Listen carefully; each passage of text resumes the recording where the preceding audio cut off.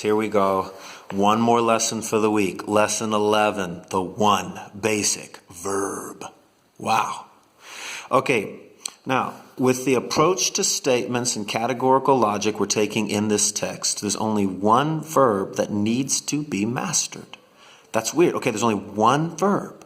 We're going to take all the sentences that you could say, and then we're going to change it to use only one verb, and it is the verb of being. So here it is. This is an actual list. Is, are, was, were, will be. Let me just put it over here so I can. Okay. Now it may seem awkward at first, but this is done to help us analyze statements more easily. So it's going to sound weird, but we're doing it because it's actually going to help us to analyze arguments. So that's why. I don't know how to make this work better. I'm sorry, guys. Now, instead of saying, no cows eat meat, there's nothing wrong with that sentence. No cows eat meat. We're going to change the verb and say, no cows are meat eaters. Here's another example. John will run swiftly. We're going to change it. John will be a swift runner. When we take statements and put them into arguments, it's going to be really helpful to change sentences like this. This makes analysis of the argument simpler, but it doesn't mean that there aren't some problems. Even the word is can actually mean different things. That's weird, right?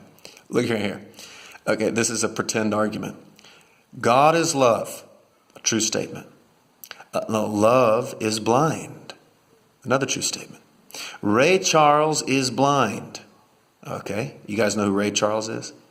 He's like a singer. Therefore, Ray Charles is God. Whoa, we ended up in a real bad place here. Okay, so what's the problem? Where is the problem? The argument is fallacious, meaning false, because it treats each time the word is used like it was an equal sign. God equals love. Love equals blind. Ray Charles equals blind. Therefore, Ray Charles equals God. Now see, like A equals B, B equals C, D equals C. But is doesn't always mean equals. Like here, this is obvious. What does is mean in each of those statements? Well, God has the characteristics of love. Now, love by itself isn't God.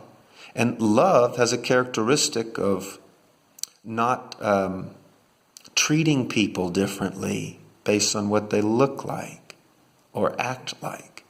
Love is blind. But it doesn't mean that blindness is what love is. It's not an equal sign. Same thing. So the is word means different things in each of those sentences. Is that weird?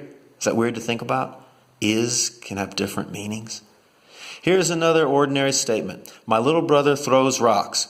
To change a statement like that into standard form, we're going to use the following procedure. Okay, let's go to the next page. Now you're going to learn, how do I take a regular sentence like this, John will run swiftly, and change it into a John will be a swift runner. Here's the steps.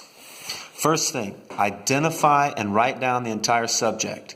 In our example, the entire subject is my little brother. So step one, write it down. My little brother. My little brother. Okay, step two. Choose the right version of the be verb. You're going to make sure it's singular or plural. You're going to make sure it's past, present, or future. So you got to make sure two things match here. So my little brother is only one of them, so we're going to do singular. And throws is the present tense, so we're going to choose is. Is. Okay, so write down the subject. Pick the right version of be, and then number 3, rewrite the whole predicate like it was an object. Okay, come on. Let me see here. Come on, focus. There we go. Okay. So instead of throws rocks, we're going to say rock thrower. My little brother is a rock thrower. Now, sometimes it can sound really weird. The Apostle Paul rebuked Peter at Antioch. What are we going to say? The Apostle Paul, write down the subject.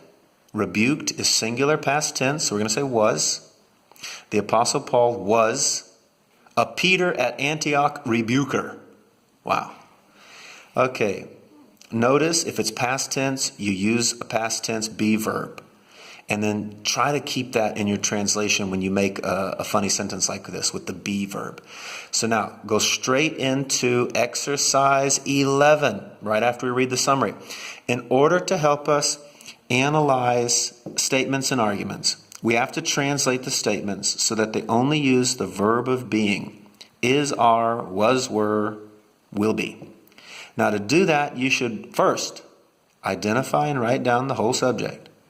Pick the right verb, and then rewrite the whole predicate as a predicate nominative, or as a thing. Okay, guys, remember, lesson 11, the one basic verb. Go ahead and do exercise 11. Thanks.